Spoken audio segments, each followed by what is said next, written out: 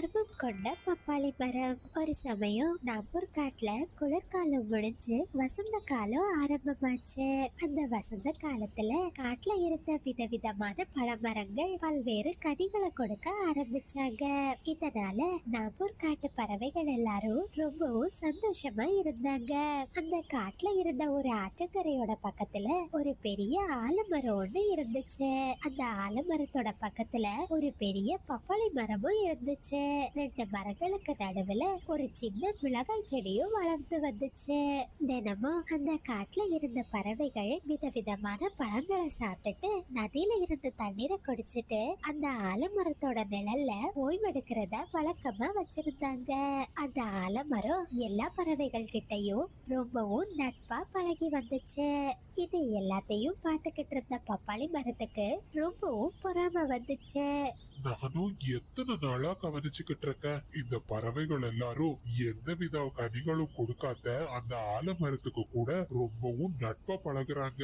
அந்த ஆலமரம் வேற ஏதோ இந்த காட்டுக்கே ராஜா மாதிரி. இதை இப்படியே விடக்கூடாது. இந்த காட்டுல இருக்கிற மரங்களை விட என்னோட கனிகள் தான் ரொம்ப பெருசு. இனிமே இந்த பறவைகள் எல்லாரும் என்னதான் மதிக்கணும். அந்த ஆலமரத்தை இனிமே யாரும் மதிக்க கூடாது அப்படின்னு சொல்லிக்கிட்டு அந்த பப்பாளி மரம் தனக்குள்ள ஒரு திட்டத்தை போட்டுச்சு. அப்படியே மறுநாள் பொழுது விடிஞ்சது. ஹே அலமரமே, உன்னால எப்படி இவ்ளோ சந்தோஷமா இருக்க முடியுது? நீ பாக்குறதுக்கு தான் ரொம்ப பெருசு. ஆனா உன்னால எந்த கனிகளையுமே கொடுக்க முடியல. என் அன்பான பப்பாளி மரமே, இயற்கையில ஒவ்வொரு மரங்களுக்கும் ஒவ்வொரு குணம் இருக்கு. எனக்கு கடவுள் கொடுத்த இந்த குணம் எனக்கு ரொம்பவும் பிடிச்சிருக்கு. ஆமா பப்பாளி அண்ணா, வயசுல மூத்தவங்களான ஆலமரத்துக்கிட்ட நீங்க இப்படி மரியாதை இல்லாம பேசுறது ரொம்ப தப்பு. சின்ன மிளகா செடி, எனக்கே அறிவுரை சொல்ல வந்துட்டியா? வாயை மூடிக்கிட்டு. என்ன மாதிரி ஒரு விலை மதிக்க முடியாத மரம் நிக்கிற இடத்துல இந்த ஆலமரமும் இந்த வீணா போன மிளகா செடியும் நிக்கிறத நினைச்சு எனக்கு ரொம்பவும் வேதனையா இருக்கு. பப்பாளி அண்ணன், நான் மிளகாய் செடி தான். ஆனா எனக்கும் சில பண்புகள் இருக்கு. இந்த காட்டுல வாழ்ற கிளிகளுக்கு என்னோட மிளகாய்னா ரொம்ப பிடிக்கும். போதும் போதும் அப்படின்னு அந்த பப்பாளி மரம் மிளகாய் செடி கிட்டையும் ஆலமரத்துக்கு கிட்டையும் ரொம்பவும் கோபமா பேசிக்கிட்டு இருந்துச்சு. இத கேட்ட மற்ற பழமரங்கள் அந்த பப்பாளி மரத்தோட கர்வத்தை நினைச்சு ரொம்பவும் கவலைப்பட்டாங்க.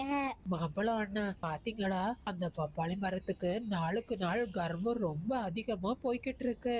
இது அந்த மரத்துக்கு தான் ரொம்ப பெரிய ஆபத்தை கொடுக்கும். ஆமா, நீ சரியாதான் சொல்ற. நான் அந்த மரத்துக்கிட்ட பேசி பாக்குறேன். பப்பாளி மரமே, நீ ரொம்பவும் ஆணவமா பேசுற. நம்மள மாதிரிப்பட்ட பழமரங்களுக்கு அகந்தை ரொம்ப பெரிய அழிவை கொடுக்கும். ஓஹோ, நீங்களும் எனக்கு எதிரா பேச ஆரம்பிச்சிட்டீங்களா? எனக்கு புரியுது. உங்களோட கனிகளை விட என் கனிகள் ரொம்ப பெருசு. அது மட்டும் இல்ல, உங்க எல்லாரையும் விட நான் ரொம்ப பலசாலி. நீங்க எல்லாரும் என்ன பார்த்து பொறாமப்படுறீங்க. சீச்சி, இனிமே உங்க யார்கிட்டயுமே நான் பேச மாட்டேன். அதே நேரத்துல மீனுக்குருவி அந்த வசந்த காலத்துல தனக்கு கிடைச்ச பழங்களை தன்னோட குழந்தைகளுக்கு சாப்பிட கொடுத்துச்சு. அம்மா, நம்ம காட்டுல புதுசா ஒரு பப்பாளி மரத்துல நிறைய பப்பாளி பழங்கள் வந்திருக்குல்லம்மா. ஆமாப்பா குக்கு, உனக்கு அந்த பப்பாளி பழங்கள் வேணுமா? ஆமாம்மா, எனக்கும் வேணும். நாங்க இது வரைக்கும் பப்பாளிய சாப்பிட்டதே இல்ல. சரி பசங்களா, நான் போய் அந்த மரத்துல இருந்து ஒரு பப்பாளி பழத்தை பறிச்சுட்டு வரேன் அப்படின்னு சொன்ன மீனுக்குருவி பப்பாளி மரத்தை நோக்கி பறந்து போச்சு. அந்த நேரத்துல மரங்கள் எல்லாம் இப்படி ஒருத்தருக்கு ஒருத்தர் பேசிக்கிட்டு இருந்தத மீனுக்குருவி கவனிச்சது. பழிமரமே, இயற்கையை பொறுத்த வரைக்கும் நாம எல்லாருமே சமந்தா. இயற்கையில உயர்ந்தவங்க தாழ்ந்தவங்கன்னு யாருமே கிடையாது. குருவி, எனக்கு அறிவுரை சொன்னது போதும். முதல்ல நீ எதுக்கு இங்க வந்த அது சொல்லு. பழிமரமே, என்னோட குழந்தைங்க பப்பாளி சாப்பிடணும்னு ஆசைப்படுறாங்க. உங்ககிட்ட இருந்து ஒரு பழத்தை எனக்கு தருவீங்களா? என்னோட பழங்களை சாப்பிட வந்துட்டு எனக்கு அறிவுரை சொல்றியா? முட்டாள் குருவி, உனக்கு நான் எந்த பழத்தையும் தரமாட்டேன். ஒழுங்கா இங்க இருந்து ஓடிடு அப்படின்னு அந்த பப்பாளி மரம் கோபமா சொன்னதுமே மீனுக்குருவி அங்கிருந்து பறந்து போயிடுச்சு. இப்படியே சில நாட்கள் நகர்ந்துச்சு. அந்த பப்பாளி மரம் எந்த பறவைகளையுமே தாங்கிட்ட இருந்த பப்பாளி பழங்களை சாப்பிடுறதுக்கு அனுமதிக்கல. இதனால பறவைகள் எல்லாரும் காட்டுல இருந்த மற்ற பழமரத்துல இருந்து தங்களுக்கு பிடித்தமான பழங்களை சாப்பிட்டாங்க. சில நாட்கள் இப்படியே நகர்ந்துகிட்டு இருந்துச்சு. காட்டுல வசந்த காலம் முடிஞ்சு மழைக்காலம் ஆரம்பிக்க போகுது. இதனால பழமரத்துல இப்போ எந்த பழங்களுமே இல்ல. ஆனா பப்பாளி மரம் எந்த பறவைகளையுமே தன்னோட பழத்தை சாப்பிட அனுமதிக்காததுனால அதுல நிறைய பப்பாளி பழங்கள் இருந்துச்சு. இப்போ இந்த காட்டுலயே கிட்ட மட்டும்தான் பழம் இருக்குன்னு நினைச்சு இந்த பப்பாளி மரம் இன்னும் அதிக கர்வமா இருந்துச்சு. மழைக்காலத்தோட ஆரம்பத்திலேயே பெரிய காற்றும் கடினமான மின்னலும் மின்ன ஆரம்பிச்சது. தொடர்ந்து 3 நாட்களா காட்டுல மழை பெஞ்சுக்கிட்டே இருந்துச்சு. இதனால பறவைகள் எல்லாரும் உணவு கிடைக்காம ரொம்பவும் கஷ்டப்பட்டாங்க. நாம இப்போ என்ன செய்யறது? நம்ம காட்டுல இப்போ எந்த பழங்களுமே இல்ல. தானியங்களும் இந்த மழை காலத்துல மண்ணுக்குள்ள மக்கி போயிருக்கும். நம்ம காட்டுல இப்ப நமக்கு இருக்கிற ஒரே வழி அந்த பப்பாளி மரம் தான். அந்த பப்பாளி மரம் நமக்கு ஒரு பழத்தை கொடுத்தா கூட நாம இந்த மழைக்காலத்தை கடந்து போயிடலாம். பப்பாளி மரமே, நம்ம காட்டுல எங்களுக்கு இப்ப எந்த உணவுமே கிடைக்கல. நீங்க தயவு செஞ்சு உங்ககிட்ட இருந்து ஒரு பப்பாளி பழத்தையாச்சும் கொடுங்க. வீட்டுல எங்க குழந்தைங்க எல்லாம் ரொம்ப பசியோட இருக்காங்க. முடியாது பறவைகளே, என்கிட்ட இருந்து எந்த பழத்தையும் உங்களுக்கு நான் தர மாட்டேன். ஒழுங்கா எல்லாரும் இங்கிருந்து போயிடுங்க அப்படின்னு பப்பாளி மரம் அந்த பறவைகள் கிட்ட ரொம்பவும் கோபமா பேசுச்சு. அந்த நேரத்துல வானத்தை கவனிச்ச மாலை மரம் பறவைகள் கிட்ட இப்படி சொல்லுச்சு. பறவைகளே, ஆபத்து! எல்லாரும் என்னோட பக்கத்துல வாங்க. இன்னும் கொஞ்ச நேரத்துல பெரிய மின்னல் வரப்போகுது. உடனே பறவைகளும் வேகமா போய் ஆலமரத்தோட அடிவாரத்துல ஒளிஞ்சுக்கிட்டாங்க. ஆலமரம் சொன்னபடியே கொஞ்ச நேரத்திலேயே ஒரு பெரிய மின்னல் வானத்துல இருந்து வந்துச்சு. அந்த மின்னல் பப்பாளி மரத்தோட பக்கத்திலேயே விழுந்து நெருப்பு பத்திக்க ஆரம்பிச்சது. பறவைகள் எல்லாரும் ஆலமரத்தோட அடிவாரத்துல கூடி இருந்ததை பார்த்த கழுகு ரொம்பவும் சந்தோஷம் ஆகிடுச்சு. அடடா, மழை காலத்துல ரொம்பவும் பசியோட இருந்த எனக்கு கூட்டமா இத்தனை பறவைகள் கிடைச்சிருக்காங்க. எனக்கு இன்னைக்கு வேட்டைதான் அப்படின்னு சொல்லிக்கிட்டு அந்த கழுகு மற்ற பறவைகளை நோக்கி பறந்து வந்துச்சு. இத பார்த்து பறவைகள் எல்லாரும் ரொம்பவும் பயந்துட்டாங்க. நண்பர்களே, நான் நிச்சயமா அந்த கழுகு கிட்ட இருந்து உங்களை காப்பாத்திடுவேன் அப்படின்னு சொன்ன மிளகா செடி தன்னோட காரத்தன்மையால அந்த கழுகோட கண்ணை எரிய வச்சு அத அங்கிருந்து விரட்டி அடிச்சிடுச்சு. ஐயோ, என் கண்ணு எரியுது, என் கண்ணு எரியுது. என் மிளகா செடியை உன்னை நான் சும்மாவே விட மாட்டேன் அப்படின்னு சொல்லிட்டு கழுகு அங்கிருந்து பறந்து போயிடுச்சு. ஆலமரத்தோட செயலையும் மிளகா செடியோட செயலையும் அந்த கர்ப்பம் கொண்ட பப்பாளி மரம் ரொம்பவும் ஆச்சரியத்தோட பார்த்துக்கிட்டு இருந்துச்சு. திடீர்னு காட்டுல ரொம்ப வேகமா புயல் வீச ஆரம்பிச்சது. அந்த பப்பாளி மரத்தால அந்த கடுமையான புயலை தாங்கவே முடியல. அதனோட பழங்கள் ரொம்பவும் கனமா இருந்ததுனால பப்பாளி மரம் தன்னோட நிலை தடுமாறி அப்படியே கீழே விழுந்துடுச்சு. அதனோட பழங்கள் எல்லாம் அங்கேயும் இங்கேயுமா சிதறி கிடந்துச்சு. பறவைகளே, என்ன மன்னிச்சிடுங்க. என்னோட கர்வமே என்ன அழிக்கிறதுக்கு காரணமா அமைச்சிடுச்சு.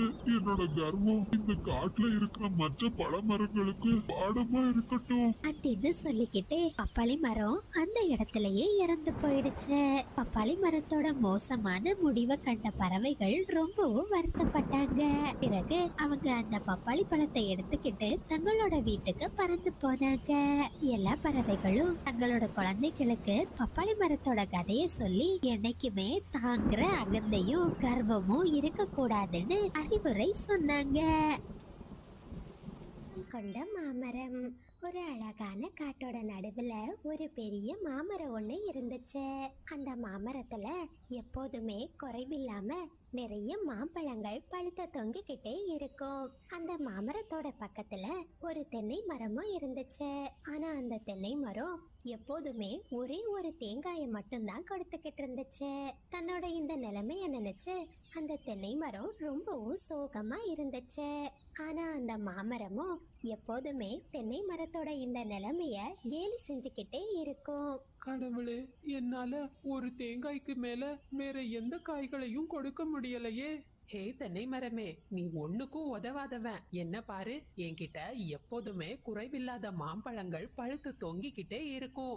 நண்பா, நீ எப்பவும் என்ன கேலி செஞ்சுக்கிட்டே இருக்காத. எனக்கு ரொம்பவும் வருத்தமா இருக்கு. ஹே, உனக்கு எத்தனை வாட்டி சொல்றது என்ன நண்பான்னு கூப்பிடாதேன்னு. உன் தகுதி வேற, ஏன் தகுதி வேற அப்படின்னு அந்த மாமரம் ரொம்பவும் கோபமா சொல்லுச்சு. இத கேட்ட தென்னை மரம் ரொம்பவும் வருத்தமாகிடுச்சு. ஒரு நாள் அந்த காட்டுக்கு ஒரு தேவதை ரொம்பவும் தண்ணீர் தாகத்தோட பறந்து வந்தாங்க. அப்பப்பா என்ன வெயிலு, இந்த காட்டுல எங்கதான் நதி இருக்குன்னு தெரியல. அந்த தேவதை சொன்னதை கேட்டதுமே தென்னை மரம் தாங்கிட்ட இருந்த ஒரே ஒரு தேங்காய அந்த தேவதையோட பக்கத்துல போட்டுச்சு. அட தேங்காய், இந்த தேங்காய் எங்கிருந்து வந்துச்சு? இது என்னோட தேங்காய் தான், இதுக்குள்ள தண்ணீர் இருக்கு, உங்க தாகந்தீர இத குடிங்க. உடனே தேவதையும் அந்த தேங்காயை எடுத்து அதுல இருந்த தண்ணீரை தன்னோட தாகம் தீர குடிச்சாங்க. மரமே, உன்னோட தண்ணீர் ரொம்பவும் இனிப்பா இருக்கு, எனக்கு இன்னொரு தேங்காய கொடுப்பியா? தேவதையே, என்ன மன்னிச்சிடுங்க, என்னால ஒரே ஒரு தேங்காயை மட்டும்தான் விளைவிக்க முடியுது. ஆனா ஒண்ணுக்கு மேல என் மேல எந்த ஒரு தேங்காயும் வர மாட்டேங்குது. தென்னை மரம் இப்படி சொன்னதுமே மந்திர பறவை தன்னோட கையில ஒரு தங்க தேங்காய வரவழைச்சாங்க. தென்னை மரமே, நான் உனக்கு தங்க தேங்காய கொடுக்கறேன். இந்த தேங்காய நீ ரொம்பவும் ஏழையான பறவைக்கு கொடு. அந்த பறவை இந்த தேங்காயில பாதிய கஷ்டப்படுற பறவைகளுக்கு பகிர்ந்து கொடுத்தா உன்னால நிறைய தேங்காய்களை கொடுக்க முடியும் அப்படின்னு சொன்ன தேவதை அந்த தங்க தேங்காய தென்னை மரத்து மேல வச்சாங்க. பிறகு அங்கிருந்து பறந்து போயிட்டாங்க. இது எல்லாத்தையும் பார்த்துக்கிட்டு இருந்த மாமரம் ரொம்பவும் பொறாமப்பட்டுச்சு. இந்த தென்னை மரம் நிறைய காய்களை கொடுக்க போகுதா? அது நடக்கவே நடக்க கூடாது. என்னோட தந்திரத்தால இந்த தென்னை மரம் எப்போதுமே காய்களை கொடுக்க முடியாதபடி நான் பண்ணிடுவேன்.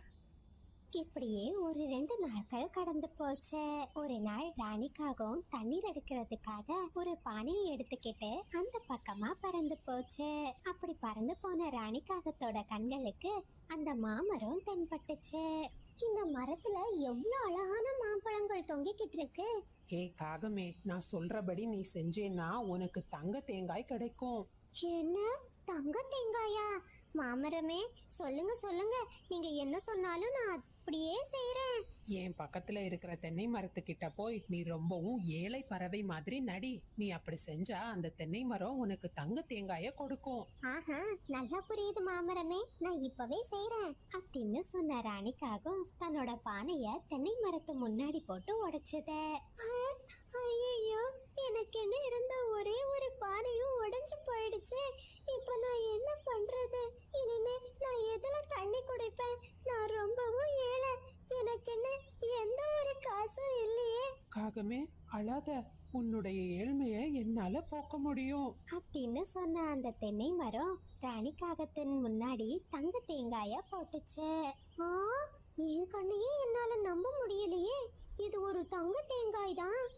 காகமே, இந்த தேங்காயை விற்று அதுல கிடைக்கிற பணத்துல பாதிய உன்னோட நன்மைக்கு நீ பயன்படுத்திக்கோ. ஆனா மறந்துடாத, மீதி பாதிய நீ ஏழை பறவைகளுக்கு பகிர்ந்து கொடுக்கணும், சரியா?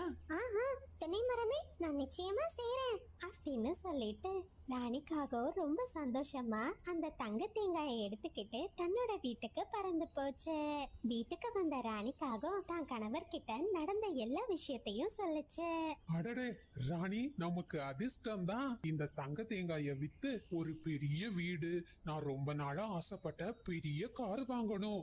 ஆமா ஆமா காலு, இப்பவே வாங்க, இந்த தங்க தேங்காய வித்து நம்ம வேலைய தொடங்குவோம் அப்படின்னு பேசிக்கிட்ட காகங்கள் அந்த தேங்காய வித்து அதுல கிடைச்ச பணத்துல ஒரு பெரிய வீட்டை கட்டுனாங்க. தங்களுக்குன்னு ஒரு பெரிய காரையும் வாங்கினாங்க.